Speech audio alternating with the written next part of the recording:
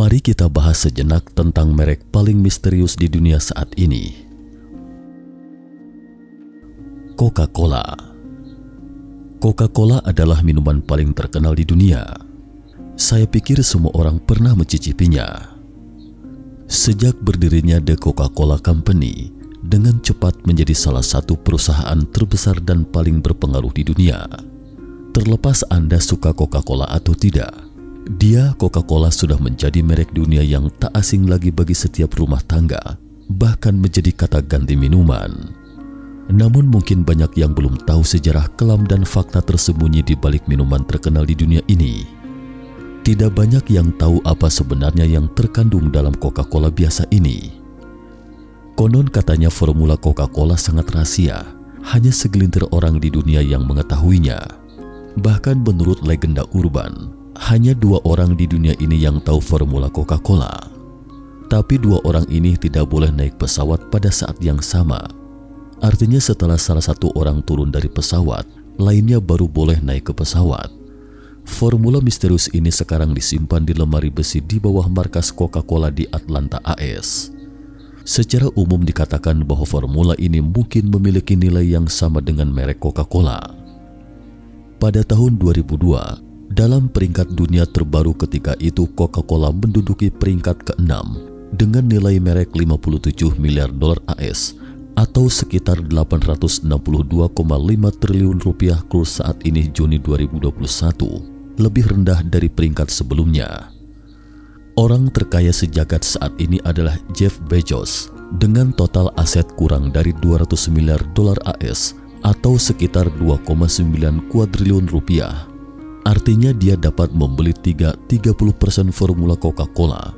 Tetapi Bezos memiliki merek paling terkenal kedua di dunia, yakni Amazon dengan nilai 200 miliar dolar AS. Tetapi tahukah Anda merek paling bernilai di dunia? Apple dengan nilai 320 miliar dolar AS atau setara 4,6 kuadriliun rupiah. Berikut ini mari kita bahas sejenak tentang sejarah lahirnya The Coca-Cola Company. The Coca-Cola Company umumnya bukan sejarahnya, karena sejarahnya lebih banyak mengandung sejarah hitam. Coca-Cola lahir di Atlanta pada tahun 1886. Saat itu Perang Saudara Amerika, atau dikenal sebagai Perang Antar Negara Bagian baru berakhir. Perang Saudara Amerika berakhir pada tahun 1865, menyebabkan depresi hebat di seantero Amerika Serikat. Kemudian ekonomi Amerika berkembang pesat dalam beberapa dekade berikutnya.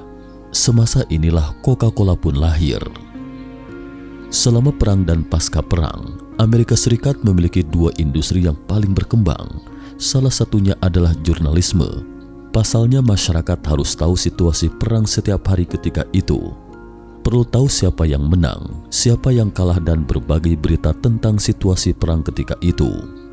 Semua informasi ini hanya bisa diketahui melalui berita surat kabar, sehingga industri media cetak dan berita sangat populer saat itu.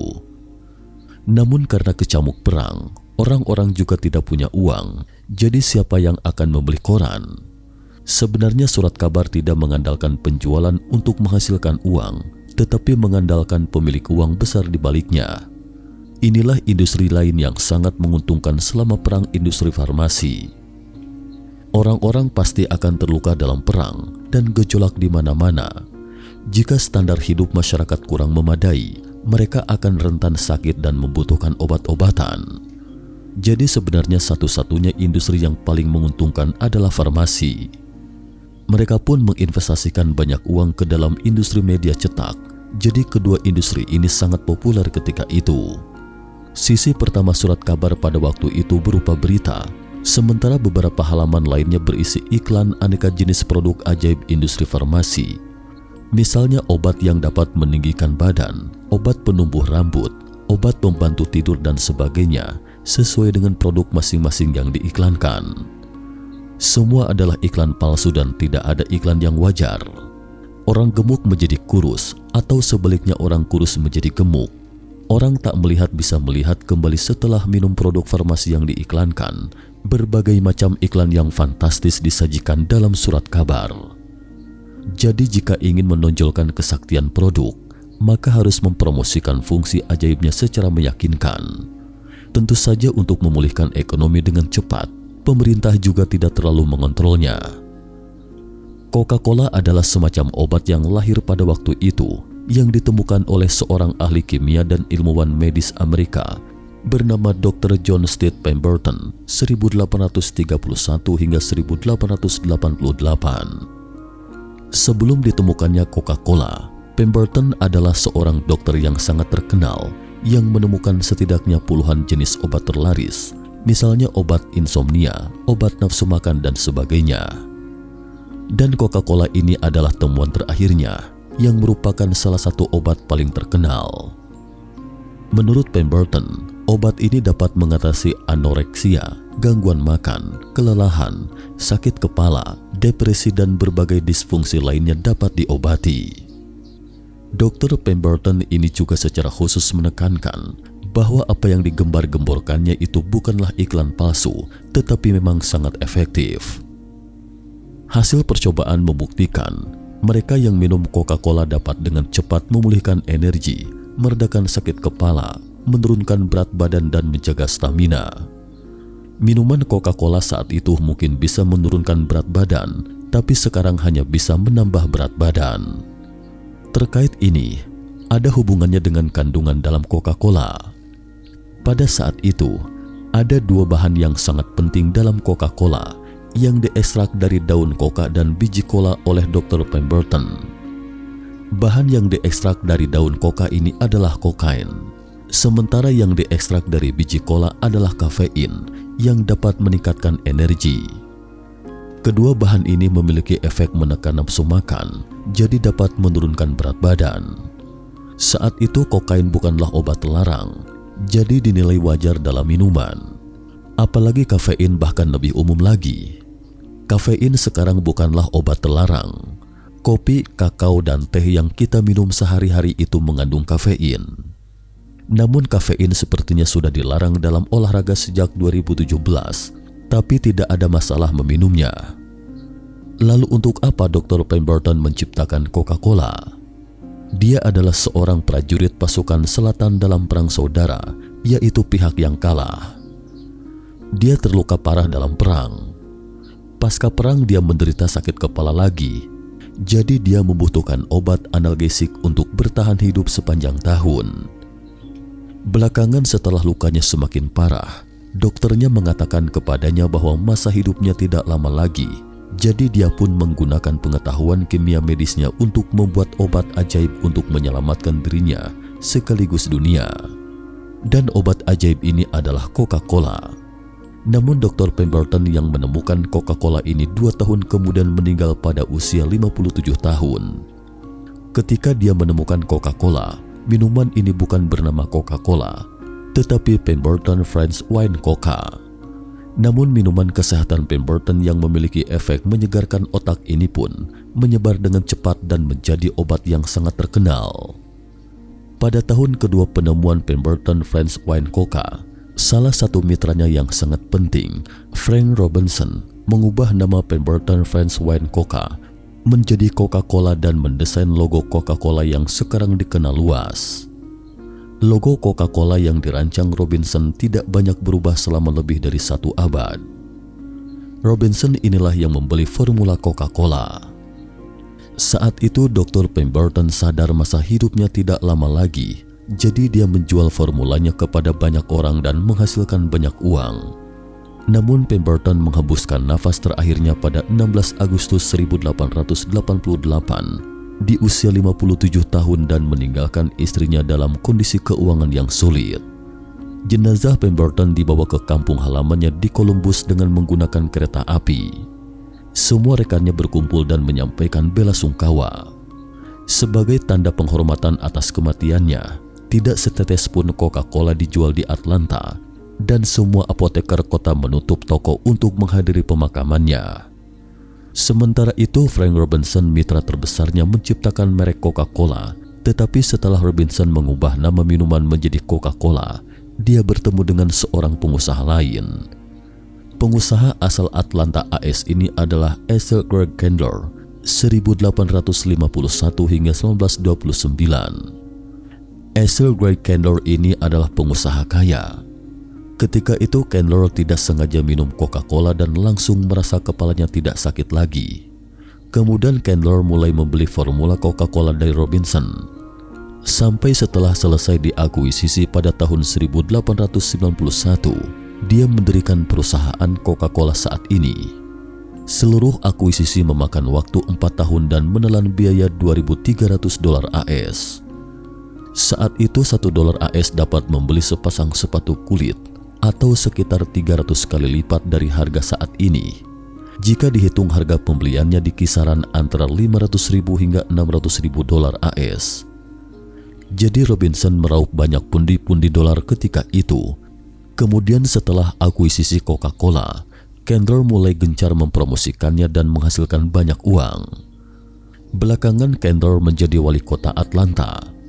Setelah mengundurkan diri sebagai wali kota pada tahun 1919, anak-anaknya mengalihkan perusahaan Coca-Cola kepada orang lain dengan harga 10.000 kali lipat dari harga beli saat itu, yakni $25 juta AS. Kalau dihitung-hitung sekitar 5 hingga 6 miliar dolar AS saat ini. Tapi kenapa dijual?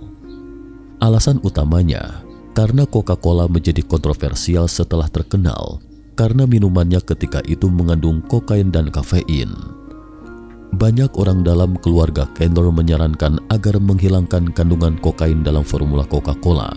Tetapi menurut Candler, kandungan kokain itu sendiri relatif kecil dan sangat penting. Jika tanpa kandungan itu, maka fungsinya dalam meningkatkan stamina dan menyegarkan otak tidak akan efektif. Jadi Candler sangat tidak setuju meniadakan kandungan tersebut. Sebenarnya kandungan kafein dalam Coca-Cola saat itu lebih rendah daripada teh hitam. Jadi, mereka yakin bahwa hal itu tidak akan menyebabkan kecanduan atau mengandung toksisitas apapun. Candler pribadi sebenarnya sangat suka dengan minuman Coca-Cola yang berhasil mengatasi sakit kepalanya. Jadi dia selalu bersikeras bahwa formula Coca-Cola tidak boleh diubah. Sampai dia menjual perusahaannya baru diubah oleh orang lain. Sekarang tidak ada lagi kandungan kokain. Tapi mengapa Coca-Cola ini laris manis? Salah satu alasan yang sangat penting adalah banyak orang menderita sakit kepala pada saat itu. Mengapa? Ini ada hubungannya dengan latar belakang sebuah era kala itu. Amerika Serikat pada saat itu berubah dari negara pertanian ke negara industri. Pada masa pertanian, orang-orang pergi bekerja ketika matahari terbit, pulang dan tidur setelah matahari terbenam, mengikuti perputaran waktu matahari sepanjang hari. Namun suasana berubah ketika mulai memasuki pabrik. Orang-orang bekerja mengikuti waktu kerja pabrik. Oleh karena itu, banyak orang mulai mengalami sakit kepala. Dengan kata lain, mereka melepaskan diri dari kehidupan alami semula, memasuki periode ekonomi yang berkembang pesat dan dengan beban kerja tinggi, hingga akhirnya mulai mengalami sakit kepala.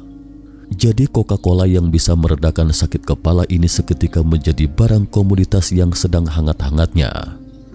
Selain itu juga fenomena sosial yang sangat penting yang memicu Coca-Cola laris manis adalah orang-orang yang tidak punya gejala sakit kepala juga minum Coca-Cola. Karena perkembangan ekonomi saat itu yang beralih dari pertanian ke industri, jadi semua orang yang bekerja di pabrik punya uang. Orang-orang bekerja mencari uang. Jadi sakit kepala adalah lambang borjuis kecil, sehingga banyak petani mulai berpura-pura menjadi pekerja industri.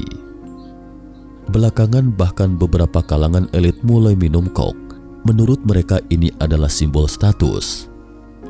Kami kini kaya raya, tapi ini tidak berarti merendahkan petani sama sekali. Maksudnya orang-orang tidak mau lagi bertani, mau jadi buruh mencari uang. Alasan lain mengapa orang kaya mau minum kok adalah air berkarbonasi sangat populer di kalangan orang-orang kaya ketika itu di Amerika Serikat. Air berkarbonasi juga merupakan obat pada saat itu, dapat mengobati gangguan pencernaan, bad mood dan semacamnya. Namun Amerika Serikat sendiri tidak memiliki air berkarbonasi, semuanya diimpor dari Inggris atau Eropa.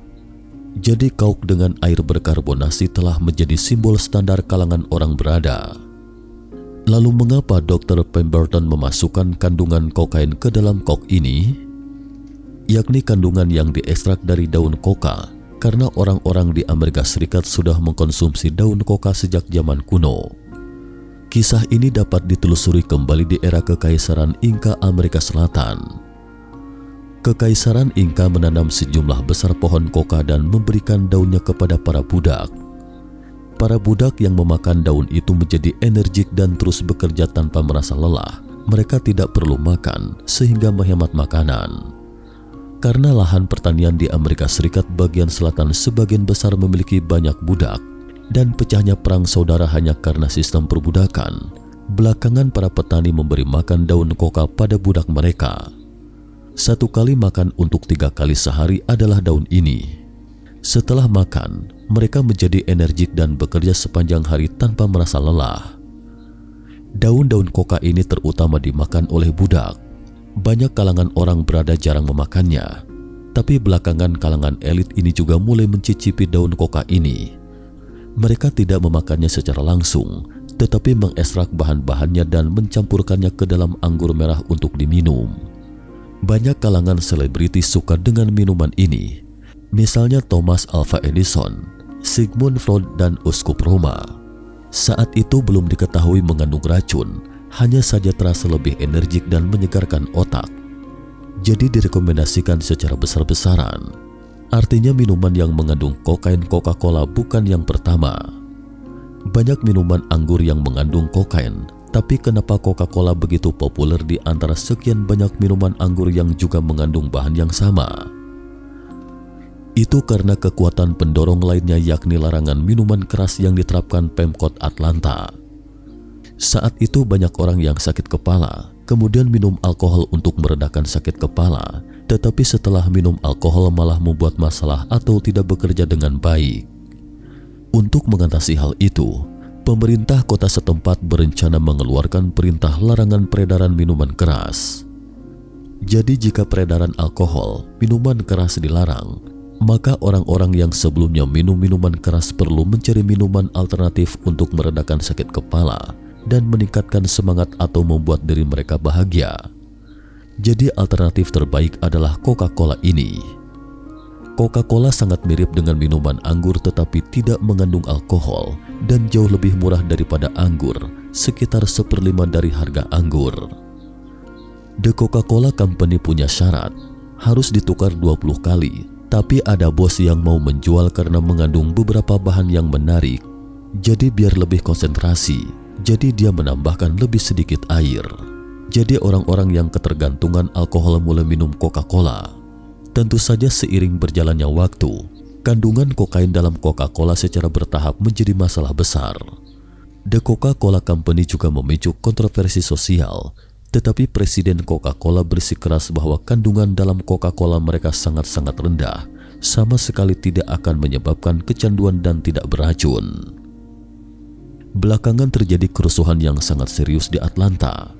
Ada yang mengatakan atau mungkin menyebarkan desas-desus bahwa banyak orang yang minum Coca-Cola menjadi sangat bersemangat dan menciptakan kerusuhan.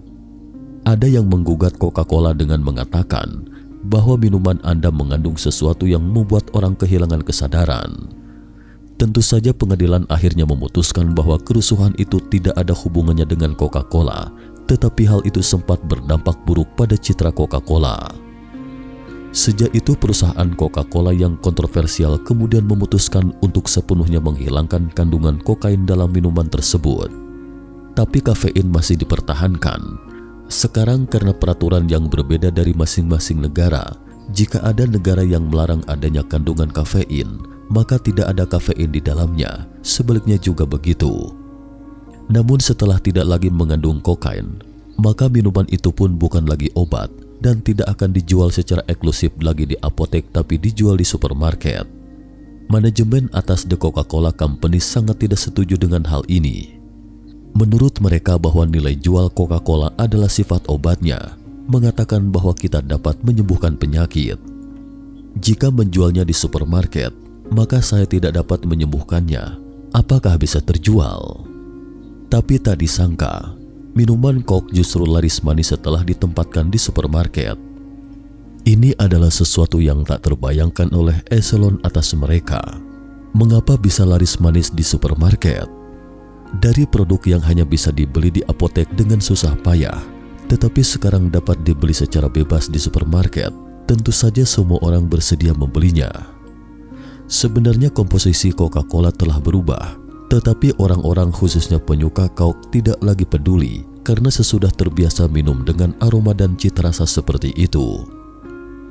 Jadi sesuatu yang buruk itu pun berbalik menjadi sesuatu yang baik, menyebabkan perkembangan pesat Coca-Cola. Perusahaan Coca-Cola pernah membuat kesalahan fatal pada tahun 1985. Saat itu bertepatan dengan ulang tahun ke-99 lahirnya Coca-Cola. The Coca-Cola Company memutuskan untuk mengubah formula dan meluncurkan Coca-Cola baru. Sebelumnya mari kita bahas sejenak tentang formula Coca-Cola tahun 1886. Meskipun dikatakan rahasia, tetapi pada kenyataannya Dr. Pemberton menjual banyak salinannya. Jadi sebenarnya banyak orang memiliki formula ini, tetapi perusahaan Coca-Cola bersikeras bahwa formula mereka itu unik dan hanya satu-satunya di dunia. Faktanya memang demikian. Jika Coca-Cola Company tidak mengungkapkan formula mereka, sangat sulit bagi Anda untuk membuktikan bahwa formula di tangan Anda itu asli atau palsu. Jadi sebenarnya formula Coca-Cola itu bukan rahasia. Malah karena banyak orang yang memiliki formulanya, tetapi secara teori hanya salinan Coca-Cola yang asli. Atau dengan kata lain ibaratnya sama seperti kru kami yang membuat video dan orang-orang yang membawa properti. Video kami itu semuanya merupakan video mata ketiga. Tetapi hanya video yang dipublikasikan channel mata ketiga adalah versi yang asli. The Coca-Cola Company sempat mengubah formulanya pada tahun 1985 karena pesaingnya Pepsi. Satu hal yang dilakukan Pepsi ketika itu adalah tes buta. Mereka meletakkan Pepsi dan Coca-Cola di satu meja dan tidak memberitahu apa itu. Kemudian meminta mereka minum dan rasakan sejenak minuman mana yang lebih enak. Sebagian besar orang mengatakan bahwa minuman Pepsi enak. Setelah perusahaan Pepsi mengumumkan hasil tes buta itu, perusahaan Coca-Cola pun mulai panik.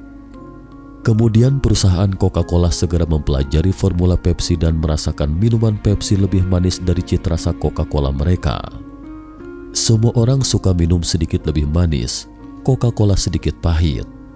Lalu perusahaan Coca-Cola berpikir sejenak dan mengatakan, kami akan memproduksi Coca-Cola jenis baru yang lebih manis dari produk Anda. Bukankah dengan begitu kami menjadi tak terkalahkan? Tak lama kemudian, formula Coca-Cola baru yang lebih manis pun diluncurkan. Mereka juga melakukan tes buta sebelum peluncuran, meminta orang-orang minum dan mengatakan minuman ini lebih manis dan lebih enak. Namun tak disangka, ketika Coca-Cola Company meluncurkan Coca-Cola yang baru dan lebih manis ini, segera mendapat penentangan keras dari sebagian besar orang. Mereka meminta untuk dikembalikan ke formula lama. Alasan mereka cita rasa dari formula baru itu sangat tidak enak. Bahkan ada yang membentuk area klub penggemar formula lama Coca-Cola, menggugat perusahaan Coca-Cola dan menuntut agar perusahaan itu kembali ke formula lama.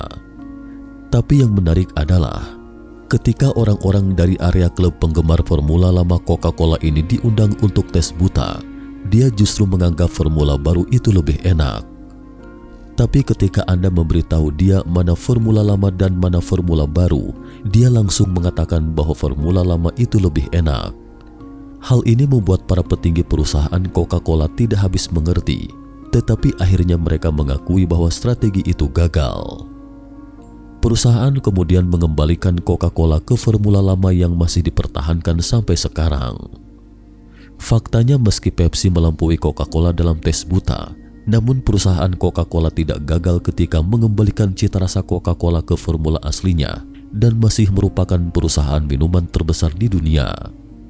Artinya kekhawatiran mereka Coca-Cola berlebihan sama sekali tidak perlu khawatir. Intinya adalah kepercayaan. Terkait kisah Coca-Cola ini juga banyak legenda urbannya.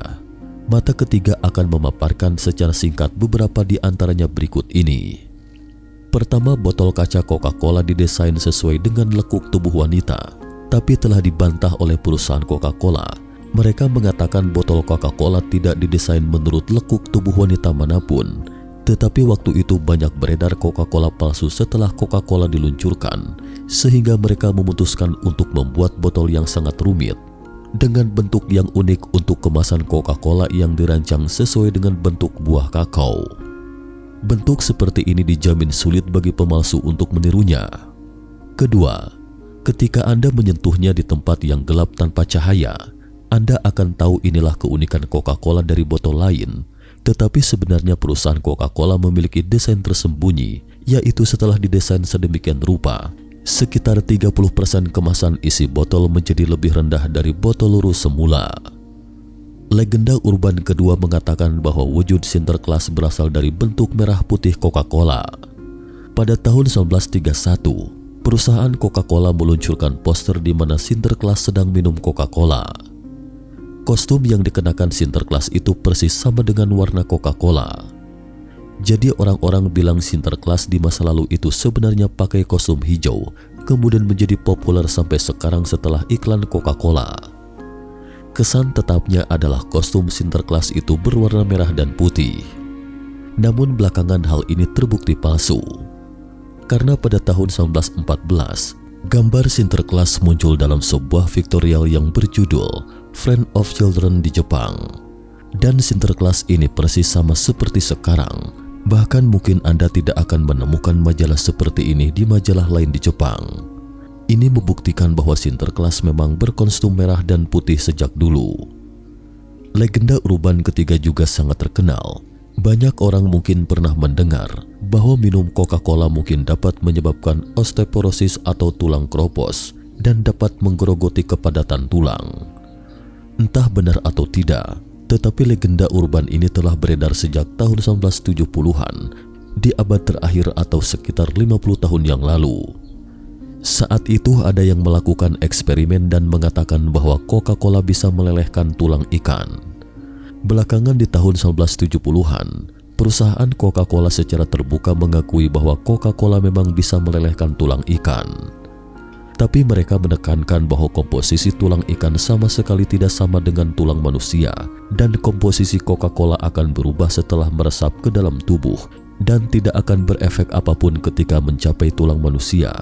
Jadi meminumnya sepanjang tahun tidak akan berdampak apapun pada tulang manusia. Terakhir, mari kita bahas sejenak tentang nama Coca-Cola. Mengapa dinamakan Coca-Cola? Sebagian besar dari kita hanya tahu Coca-Cola adalah merek minuman ringan bersoda. Saking kondangnya, Coca-Cola sudah dianggap sebagai satu kata. Kita nyaris lupa bahwa kata ini berasal dari dua tanaman yang digunakan di dalam ramuan awalnya, yaitu coca daun coca dan cola biji cola. Coca-Cola yang biasa kita nikmati sekarang ini sudah jauh berbeda dengan Coca-Cola saat pertama kali diperkenalkan di akhir abad ke-19. Sebagaimana yang tertera dalam kemasan, kandungan minuman Coca-Cola adalah air berkarbonasi, gula dan konsentrat cola termasuk karamel. Namun saat pertama kali diramu, Coca-Cola bukanlah minuman karamel bersoda sebagaimana yang kita nikmati sekarang. Ramuan Coca-Cola dibuat pertama kali pada tahun 1886 oleh John Stead Pemberton, seorang ahli farmakologi Amerika Serikat. W. Yowochin, penulis buku Plants That Heal, Thrill and Kill, menyebut ramuan Pemberton ini sebagai tonik otak dan minuman intelektual. Sebutan ini belakangan menjadi tagline iklan Coca-Cola. Di ramuan awal ini, Coca-Cola dibuat dari daun coca, biji cola dan anggur wine. Coca atau Erythroxylon coca, seperti yang kita tahu adalah tanaman penghasil kokain. Pemberton saat itu mengklaim ramuan bahan-bahan ini bisa memperbaiki fungsi pencernaan, pernapasan dan sistem saraf. Disajikan dalam bentuk minuman tonik dan anggur, ramuan ini dipercaya bisa mencerdaskan peminumnya. Jules Verne, perintis cerita sains fiksi terkemuka, konon selalu minum tonik ini untuk mendukung proses kreatif saat menulis novel-novelnya. Namun belakangan diketahui bahwa daun coca memiliki efek adiktif yang negatif. Jika parah, efek kecanduan coca ini bisa seperti efek negatif bahan narkotik semacam morfin. Sejak itu timbul penolakan terhadap minuman intelektual ini. Menanggapi protes tersebut, Pemberton kemudian menghilangkan kandungan koka di dalam ramuannya tanpa mengubah rasanya. Menurut mata ketiga ada merek yang jauh lebih cocok, Apple. Mengapa? Buah pohon kehidupan untuk perusahaan teknologi, bukankah begitu? Nah pemirsa, cukup sekian dulu topik kita hari ini. Jika suka dengan video mata ketiga, jangan lupa like, subscribe, dan share. Terima kasih atas perhatiannya dan sampai jumpa di episode berikutnya.